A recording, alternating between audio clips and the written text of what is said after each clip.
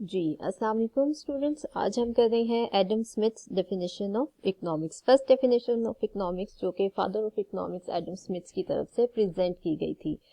Adam Smith ने 1776 में एक अपनी पहली बुक लिखी, an inquiry into the nature and causes of wealth of Nations.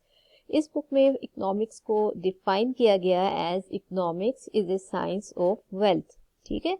अब इसमें तीन चीजें हैं। 1776 में बुक लिखी गई थी। बुक का टाइटल था an inquiry into the nature and causes of wealth of nations, और इसमें इकोनॉमिक्स की जो फर्स्ट डेफिनेशन दी गई थी वो क्या थी? Economics is a science of wealth. ये तीनों चीजें आपने याद रखनी है।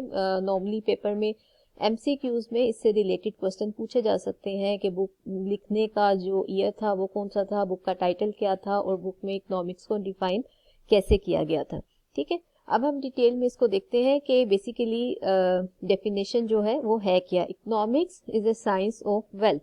वेल्थ क्या चीज है? Wealth mean goods and services transacted with the help of money.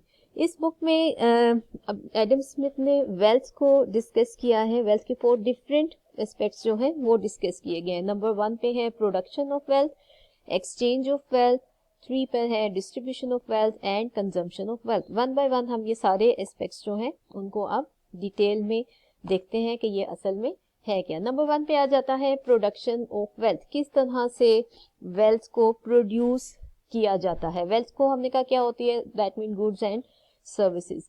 Goods and services जो है उनको प्रोड्यूस करने के लिए चाहिए होते हैं हमें 4 फैक्टर्स ऑफ प्रोडक्शन। वो 4 फैक्टर्स ऑफ प्रोडक्शन क्या है? Land, labour, capital and organisation. इन चारों फैक्टर्स को भी आप याद रखेंगे। पूछा जाए कि 4 फैक्टर्स ऑफ प्रोडक्शन क्या है? That mean land, labour, capital and organisation. पहले हम इनको भी डिटेल में देख लेते हैं कि लैंड का और इन बाकी सारे फैक्टर्स का क्या मतलब है। लैंड, वैसे अगर हम नॉर्मली देखें लैंड क्या है, मतलब खाली जमीन, लेकिन जब हम स्पेशली इकोनॉमिक्स के पॉइंट ऑफ व्यू से देखते हैं तो लैंड की डेफिनेशन बहुत वास्ट है। जमीन के नीचे, जमीन के ऊपर जितनी भी चीजें हैं सब की सब लैंड की डेफिनेशन में फॉल करती हैं। जमीन के ऊपर क्या है? Simple piece of land, agricultural land हो सकती है, कमर्शियल लैंड हो सकती है जिसमें फैक्ट्रीज, डिफरेंट प्लाजाज आ सकते हैं, वो सब चीजें हैं। इसके अलावा माउंटेन्स है, फॉरेस्ट है, डिफरेंट रिवर्स हैं, ओशियंस हैं, फॉरेस्ट है, डेजर्ट है, ये सब चीजें जो है ये जमीन के ऊपर है। इसके अलावा जमीन के नीचे हैं all types of minerals, oil, gas, coal है, कोई प्रेशियस मेटल्स हैं या स्टोन्स हैं, हर तरह की चीजें जो भी माइंस की फॉर्म में है वो सब भी लैंड की डेफिनेशन के अंदर आ जाती है। सेकेंड फैक्टर ऑफ प्रोडक्शन है लेबर। लेबर क्या है? मजदूर है। अब लेबर की भी 2 डिफरेंट टाइप्स हैं। एक है मेंटल और physical work done for the sake of reward is called labour. यानी कि फिजिकल लेबर है और मेंटल लेबर है। फिजिकल लेबर क्या है? कोई भी पर्सन जो है वो अपना हाथ से इस्तेमाल करके या हाथ से कोई मशीन यूज कर रहा है, टूल्स इक्विपमेंट यूज करके चीजें प्रोड्यूस कर रहा है, तो दैट मीन वो फिजिकल लेबर कर रहे हैं। सर्विसेज सॉरी, जो आपका मेंटल लेबर है, मेंटल लेबर क्या कर रहे हैं? वो सर्विसेज प्रोड्यूस कर रहा है। सर्विसेज किस किस किस्म की हो सकती हैं? देखिए अपने आसपास कौन से लोग हैं जो सर्विसेज दे रहे हैं। उसमें डॉक्टर्स हैं, इंजीनियर्स हैं, टेक्नीशियंस हैं, मुख्तलिफ किस्म के कंप्यूटर ऑपरेटर्स हैं, लॉयर्स हैं, टीचर्स हैं, प्लम्बर, इलेक्ट्रिशियन। इसके अलावा ऑफिस के अंदर काम करने वाले जितने भी लोग एडमिनिस्ट्रेशन या मैनेजमेंट से रिलेटेड कोई भी काम कर रहे हैं वो सब क्या कर रहे हैं? वो मेंटल लेबर कर रहे हैं। ठीक है।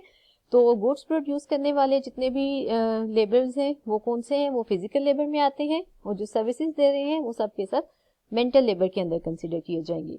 नंबर 3 पे आ जाता है third factor of production, capital. Capital basically amount of money है with which the business is started and run. हर जितनी भी अमाउंट बिजनेस स्टार्ट करने के लिए यूज की जाती है और उसके बाद बिजनेस को कंटिन्यू करने के लिए, रन करने के लिए इस्तेमाल की जाती है, वो सारा का सारा कैपिटल की डेफिनेशन के अंदर कंसीडर किया जाता है। कैपिटल भी जो है वो 2 टाइप्स का है। एक आपका रियल और फिजिकल कैपिटल है। रियल और फिजिकल कैपिटल जो है वो इन रियल फॉर्म है। इन रियल फॉर्म क्या है? जो भी एसेट्स की फॉर्म में है। ठीक है। वो फैक्ट्रीज हैं, मशीन्स हैं, मुख्तलिफ इक्विपमेंट्स हैं, मोटर व्हीकल्स हैं, ये सब के सब एसेट्स हैं। एसेट्स जो है वो फिजिकल कैपिटल या रियल कैपिटल में आते हैं। दूसरा है टाइप ऑफ कैपिटल फाइनेंशियल और मनी कैपिटल। जो भी मनी की फॉर्म में है, बैंक बैलेंस की फॉर्म में है, वो सब का सब आपका मनी की फॉर्म में ही मनी कैपिटल कंसिडर किया जाएगा. इट इंक्लूड्स मनी और some other paper assets that function like money. It is used to acquire real capital and other factors of production. यानी कि जो आपका मनी कैपिटल है उसको आप अपना रियल कैपिटल परचेज करने के लिए भी यूज कर सकते हैं और दूसरे जो फैक्टर्स ऑफ प्रोडक्शन है उनको बाय करने के लिए भी यूज कर सकते हैं. देन नंबर 4 पर आ जाता है जो हमारा फैक्टर ऑफ प्रोडक्शन, वो है ऑर्गेनाइजेशन और एंटरप्रेन्योरशिप. ये आपका मेन फैक्टर ऑफ प्रोडक्शन है. क्या है? जो भी आपका बिजनेसमैन है, कोई फर्म है, कंपनी है, एक पर्सन जो कि तमाम फैक्टर्स ऑफ प्रोडक्शन को कंबाइन करता है और गुड्स एंड सर्विसेज प्रोड्यूस करता है. वो कौन है? वो एंटरप्रेन्योर है जो कि तमाम फैक्टर्स ऑफ प्रोडक्शन को ऑर्गेनाइज करता है. ठीक है. The entrepreneur combines all factors of production along with his abilities, skill and knowledge to produce goods and services and sales them in the market for the sake of profit. अब इसकी छोटी सी एक example ले लेते हैं entrepreneurship की भी. एक पर्सन है, वो क्लॉथ का बिजनेस स्टार्ट करना चाह रहा है, तो वो किस तरह से 4 फैक्टर्स ऑफ प्रोडक्शन को कंबाइन करेगा. तो जाहिर है जहां पर भी उसने ये सारा अपना काम करना है, इसके लिए उसको प्रॉपर एक बिल्डिंग, एक एरिया चाहिए जहां अंदर वो अपना इक्विपमेंट सेट करेगा और क्लॉथ की प्रोडक्शन करेगा. तो जो भी वो बिल्डिंग परचेज कर रहा है, लैंड परचेज कर रहा है, वो आपका land, first factor of production है, लैंड है. उसके बाद वो उसके अंदर कैपिटल लेकर आ रहा है. बिल्डिंग जो है वो खुद एक फिजिकल कैपिटल है. उसके अंदर जितनी भी मशीनरी, इक्विपमेंट वो लेकर आता है, वो सब का सब उसका रियल कैपिटल है. और जाहिर है रियल कैपिटल जितना भी है वो मनी कैपिटल के साथ ही लेकर आ रहा है. जब उसकी बिल्डिंग सेट हो गई, सारा इक्विपमेंट सेट हो गया, फिर उसको किस चीज की जरूरत है?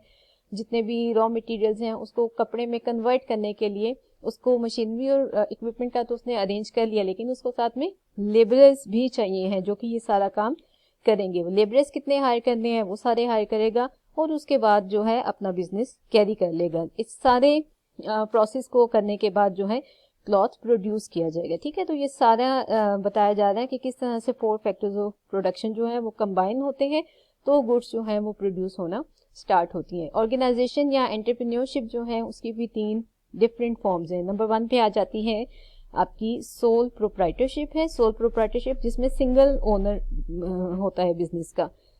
सेकेंड नंबर पे है पार्टनरशिप. पार्टनरशिप में 2 या 2 से ज्यादा लोग जो हैं वो मिलकर बिजनेस करते हैं. और इसी तरह थर्ड नंबर पे आ जाती है joint stock company. Joint stock company जो है इसमें भी 2 तरह की होती है. पब्लिक लिमिटेड कंपनी भी होती है और प्राइवेट लिमिटेड कंपनी भी होती है. ये भी हम आगे डिटेल में पढ़ेंगे जो टाइप्स ऑफ बिजनेस पढ़ा जाएगा. तो ये सारी की सारी चीजें जो ऊपर हमने देखा है कि 4 फैक्टर्स ऑफ प्रोडक्शन है, इनको कंबाइन करके क्या हो रहा है? Production of wealth. जो प्रोडक्शन ऑफ वेल्थ क्या है? फर्स्ट एस्पेक्ट ऑफ वेल्थ है. सेकेंड एस्पेक्ट ऑफ वेल्थ जो हमारे पास आ जाता है that is exchange of wealth. अब जो चीजें प्रोड्यूस हो रही हैं, आप देखेंगे सोसाइटी के अंदर जितने भी प्रोड्यूसर है चीजें प्रोड्यूस कर रहे हैं वो अपनी पर्सनल रिक्वायरमेंट से ज्यादा प्रोड्यूस करते हैं. वो ऐसा क्यों करते हैं?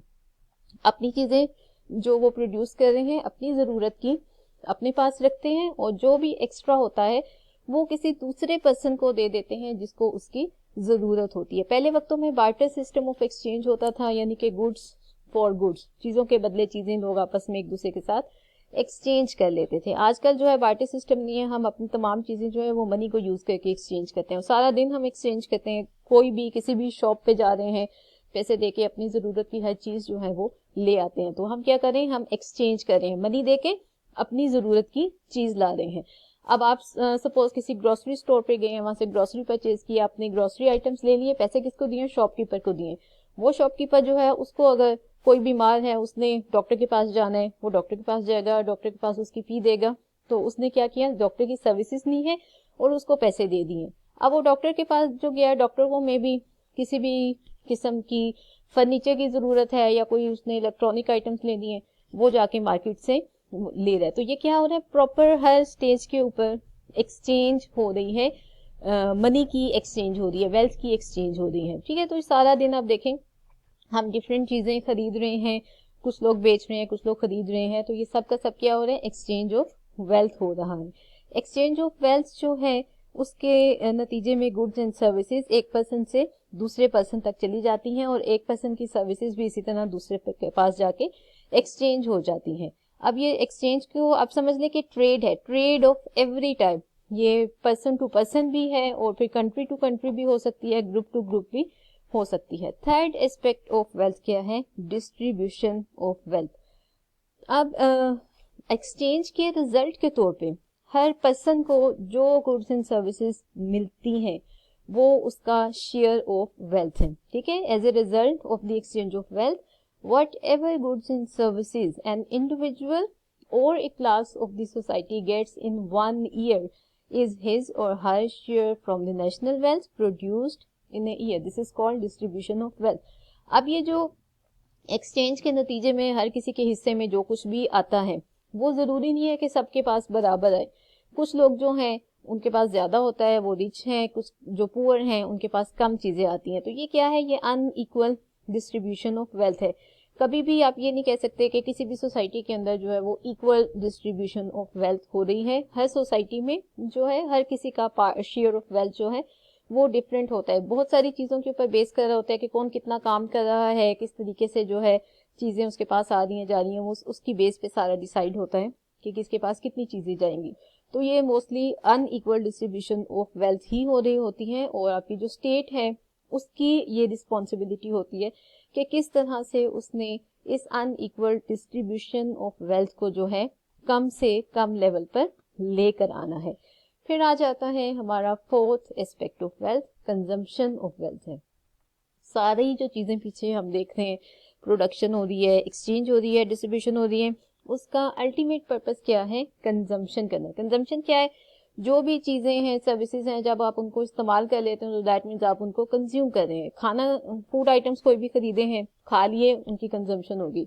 आपके पास कोई फर्नीचर है, घर में यूज हो रहा है, उसकी कंजम्पशन होगी। टीवी है, मोबाइल है, लैपटॉप्स हैं, सब चीजें हैं, ये सब आप इस्तेमाल कर रहे हैं, इसकी कंजम्पशन होगी। कोई बुक्स वगैरह परचेज की हुई हैं, उनको पढ़ रहे हैं, तो ये सब चीजें क्या है? जैसे जैसे हम चीजों को इस्तेमाल करते हैं तो दैट मीन हम लोग इन चीजों को कंज्यूम कर रहे हैं। कंजम्पशन से क्या होता है? उससे हमें सेटिस्फेक्शन मिलती है। वो जो नीड्स एंड डिजायर्स की पहली वीडियो में हमने बात की थी कि हर पर्सन की नीड्स एंड डिजायर्स होती हैं, तो हमारी पास जितनी भी चीजें हैं जो हम सुबह से शाम तक यूज कर रहे होते हैं, बेसिकली वो हमारी नीड्स एंड डिजायर्स ही हैं। वैसे बेसिक नीड्स जो किसी भी पर्सन की है वो 3 बेसिक नीड्स है। सबसे पहले फूड, शेल्टर एंड क्लॉथिंग। खाने के लिए खाना, पहनने के लिए कपड़े और रहने के लिए एक छत चाहिए होती है। आम लफ्जों में आप उसको कहते हैं रोटी, कपड़ा और मकान। तो ये हमारी बेसिक नेसेसिटीज हैं। बाकी चीजें जो है वो हमारी डिजायर्स के अंदर आती हैं। तो जैसे जैसे हम ये सारी चीजें लेते हैं, इनको यूज करते हैं, तो उनकी हम कंजम्पशन कर रहे होते हैं। जितनी ज्यादा चीजें हम कंज्यूम करते हैं उतनी ही ज्यादा हमें सेटिस्फेक्शन मिलती है। तो इसी सेटिस्फेक्शन को हासिल करने के लिए जो वेल्थ है वो प्रोड्यूस भी होती है, एक्सचेंज भी हो रही है, डिस्ट्रीब्यूट होती है और अल्टीमेटली कंज्यूम हो जाती है। तो एडम स्मिथ की डेफिनेशन के ये 4 डिफरेंट एस्पेक्ट्स हैं: production, exchange, distribution and consumption.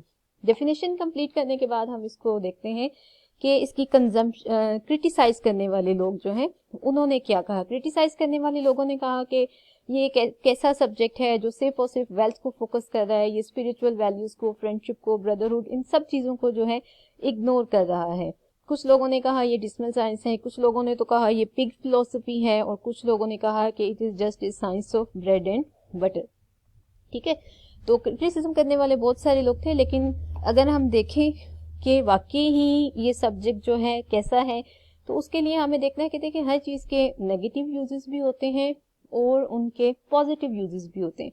अब ये यूज करने वाले के ऊपर डिपेंड करता है कि वो उस चीज को किस तरीके से यूज कर रहे हैं। तो जो क्रिटिसिज्म है, इट वाज नॉट जस्टिफाइएबल, तो it is sentimental and not logical. हमें पता है कि वेल्थ जो है वो किसी की भी लाइफ की बहुत बिग रियलिटी होती है, particularly food, shelter and clothing की बात करें, जिनके बगैर हम गुजारा नहीं कर सकते हैं।